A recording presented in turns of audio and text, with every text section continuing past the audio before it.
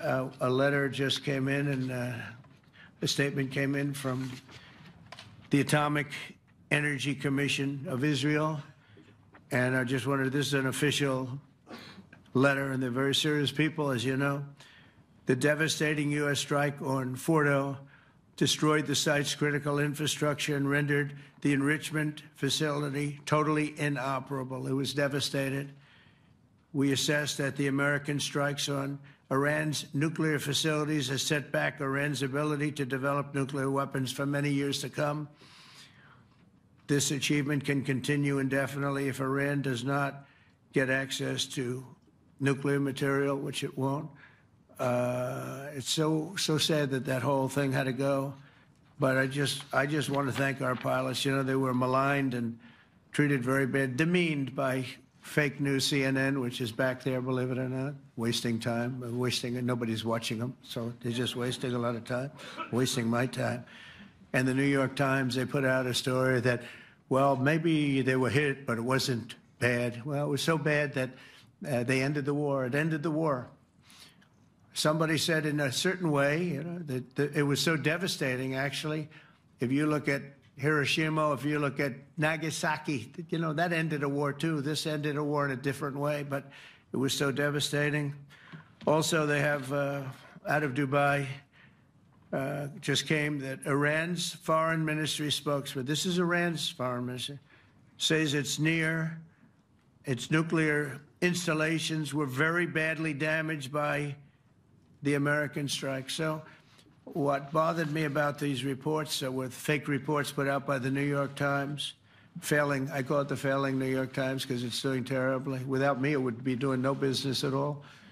But, and by fake news, CNN and MSDNC, all of these terrible people, you know, they have no credibility. You know, when I started, they were at 94% credibility, the media. Now it's at 16%. And I'm very proud of it because I've exposed it for what it is. But when I saw them starting to question the caliber of the attack, was it bad? Well, it was really bad. It was devastating. They were obliterated. In fact, you can't get into the tunnels. They just put that over. That just came out. They can't. There's nothing. There's no way you can even get down. The whole thing is collapsed in a disaster. And I think all of the nuclear stuff is down there because it's very hard to remove. And we did it very quickly. When they heard we were coming, it was, you know, you can't move it. It's very hard, very dangerous, actually, to move to. And they also knew we were coming, so I don't think too many people want to be down there knowing we're coming with the bunker busters, as we call them. We're the only ones that have them. We have the best equipment, best nuclear equipment, and we have the best equipment in the world. And by the way, we can't forget our submarine, which was out there, submarines, actually, but submarine was out there. We shot 30 rockets into an area, every single one of them. I think it was almost 400 miles away, I think, Pete, right? 400 and long. It was in the ocean, long ways away. And we shot a total of 30. Every single one of them hit within 9 inches from where it was supposed to be. It took out a lot because we didn't do just Fordo. We did 2 others in addition, which hadn't been completely destroyed. So we hit them with a submarine from hundreds of miles away. Amazing, just amazing equipment. Greatest submarines in the world. Nobody's even close. They're 20 years behind us when it comes to submarine technology. So that's one, and the other was from the Atomic Energy Commission. And they have about 3 or 4 of them now coming in from atomic energy commissions from various places. But the one that we have that just came out, we released it a little while ago, was from the Israeli Atomic Energy Commission. But numerous of them are getting to see the site, and the site has been demolished. And again, we had these brave patriots, these incredible flyers, these people that can fly a plane better than anybody can fly a plane, going into very hostile territory, flying into the territory that has got more missiles and things pointed at it, but it was very stealth. They didn't get to see it. It was dark. That's the amazing thing about the shots. They hit the shots perfectly, and yet it was dead dark. There was no moon. There was no light. It was virtually moonless.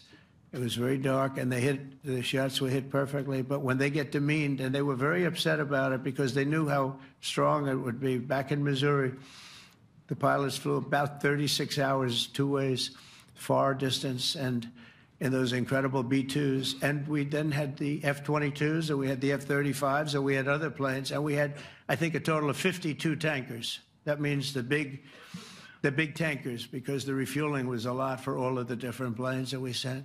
Incredible operation, and I have to say, General Raisin Cain was incredible. That's why he beat ISIS, and we beat ISIS in a matter of weeks.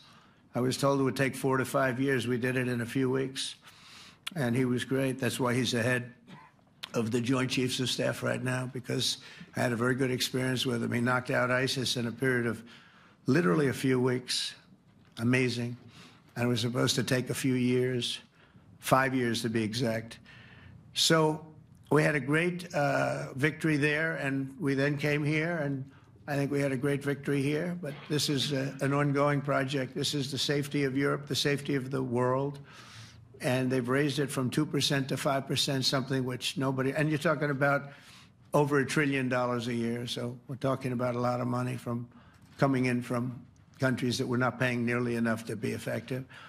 So I have, as you know, Marco Rubio with me, and Pete Hegseth, Secretary of State and Secretary of War. Should we say Secretary? You know, it used to be called Secretary of War. Maybe for a couple of weeks we'll call it that, because we feel like warriors. It used to be called Secretary of War. In fact, if you look at the old building next to the White House, you can see where it used to be Secretary of War. Then we became politically correct, and they called it Secretary of Defense. I don't know, maybe we'll have to start thinking about changing it, but we feel that way.